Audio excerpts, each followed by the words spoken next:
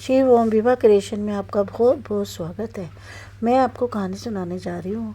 ये सही है, इस कहानी का टाइटल है दो चार महीने की बात तो है नहीं, आगे चलकर बहुत सी कठिनाइयाँ आएंगी।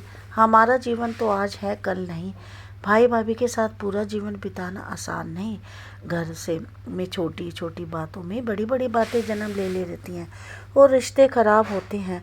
हम समय स्वाति को बहुत प्यार करते हैं, किंतु इस समय सही निर्णय लेना बहुत ज़रूरी है। मैं सोचती हूँ कि हमें स्वाति को समझा बुझाकर उसे ससुराल वापस भेज देना चाहिए, क्योंकि वही उसका असली घर है।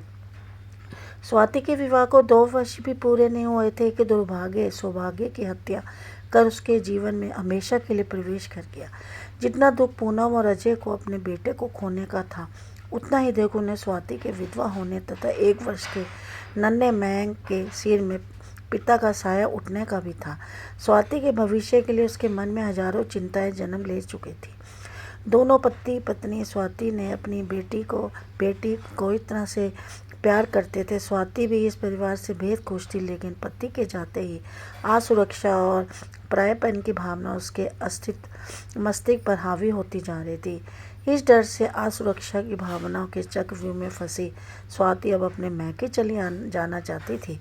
वह अपना आगे का जीवन यहाँ रहकर बिताना चाहती थी, किंतु ये बात कहने में उसे संकोच हो रहा था। ऐसा दुख के समय बुद्ध सास ससुर को छोड़ जाना उसे स्वयं भी उचित नहीं लग रहा था।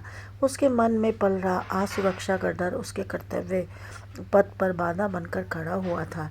विषय परिस्थितियों से अपना फर्ज पूरा करके बहुत ही चुनौतीपूर्ण कदम होता है। कर्तव्य और डर की 2 कश्तियों पर सवार स्वाति डर के वशीभूत होकर कर्तव्य की कश्ती को डुबा चुकी थी। अब उसके मन में केवल अपने मैके जाने की धुन सवार थी। आखिरकार एक दिन हिम्मत करके स्वाति ने अपनी माँ सास पूनम से कहा, माँ मुझे कुछ दिनों के लिए अपने मैके जाना है, 2-3 माह में रहकर वापस आ जाऊंगी। पूनम ने कहा, हाँ जाओ स्वाति, तुम्हें भी इस समय जाने से कुछ चेंज मिल जाएगा। मन ही मन पूनम सोच रही थी कि मैके जाएगी तो थोड़ा मन लग जाएगा। इस दुख की घड़ी में माता पिता भाई भाभी का साथ स्वाति को संभालने में अवश्य ही मददगार सिद्ध होगा। पूनम नहीं जानती थी कि स्वाति के मन में क्या चल रहा है। अपने मैके आकर अब स्वाति इत्मीनान से में थी और दुखों के साथ ही सही, कम से कम माँ के घर में वह सुरक्षित रह सकेगी। माता पिता और भाई भाभी ने इस दुख की घड़ी में स्वाति का बहुत ख्याल रखा। समय अपनी गति से आगे बढ़ता जा रहा था। धीरे धीरे घर में सभी को जब ये लगने लगा कि स्वाति तो हमेशा के लिए ही आ गई है, तभी से सबके व्यवहार में बदलाव आने लगा। अब तक स्वाति को आए हुए 3 महीने बीत चुके थे और वह वापस जाने का नाम ही नहीं ले रही थी। पूनम अक्सर ही स्वाति को फ़ोन पर उसका हालचाल पूछती रहती थी। पूनम और अजय को अकेलापन खाए जा रहा था। वह तो स्वाति को शुरू से ही बहुत प्यार करते थे और अपने बेटे राहुल के जाने के बाद उसका प्यार और अधिक बढ़ गया था। अपने पोते मयंक में उनके अपने बेटे राहुल की छवि नजर आती थी। नन्हे मयंक की वजह से घर में उसका मन लग जाता था। एक दिन उदास मन से पूनम ने फ़ोन पर पूछा, स्वाति वापिस कब आओगी? स्वाति ने बात को टालते हुए कहा, माँ बस कुछ दिन और रह कर लूँ, फिर आ जाऊँगी। जल्दी आ जाओ, तुम्हारे और मयंक के बिना घर सूना हो गया है, बिल्कुल मन नहीं लगता, तुम्हारी बहुत याद आती है। पिछले कुछ दिनों से स्वाति महसूस कर रही थी कि घर में सब लोग अकेले में कुछ बातें करते हैं, किंतु उसके आते ही सब चुप हो जाते हैं।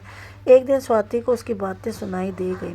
स्वाति की माँ कह रही थी, कोई 2-4 महीने की तो बात है नहीं, आगे चलकर जीवन में बहुत सी कठिनाइयाँ आएंगी। हमारा जीवन तो आज है, कल नहीं है। भाई भाभी के साथ पूरा जीवन बिताना आसान नहीं है।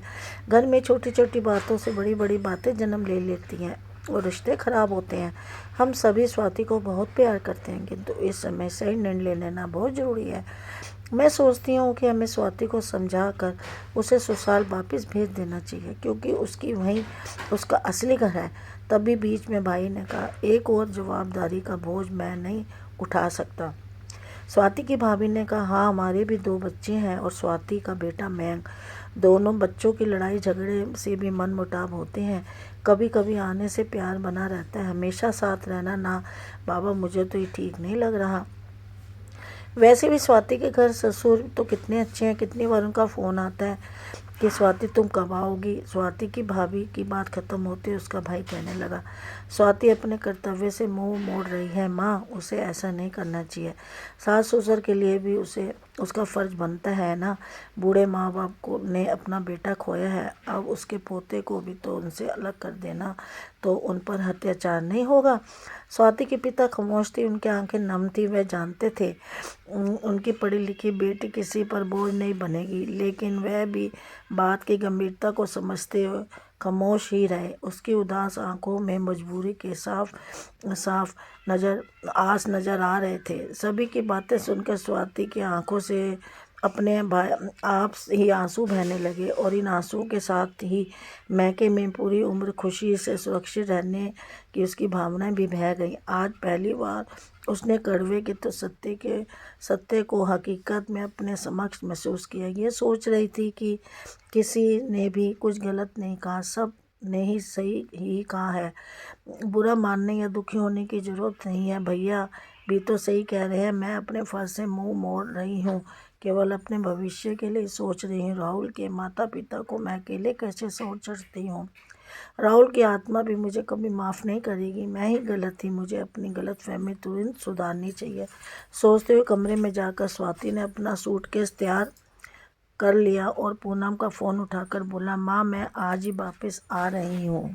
पूनम और अजय के लिए खुशी के लम्हे थे जो यदि उनके जीवन में नहीं आते तो शायद निराशा के काले बादलों का अंधकार उनके जीवन में कभी सूर्य की किरणें को आने नहीं देता था। स्वाति के घर वालों ने जब उसे सूटकेस तैयार करते देखा तब उसके पिता ने उसके सिर पर हाथ फिराकर उसकी परेशानी का चुनर लेकर कहा, यही सही है, तुम्हारे इस निर्णय पर मुझे गर्व है। स्वाति ने आशक भरी आंखों से पिता की तरफ देखा और इतना ही कह पाई, पापा मैं बहुत बड़ी गलती कर रही थी।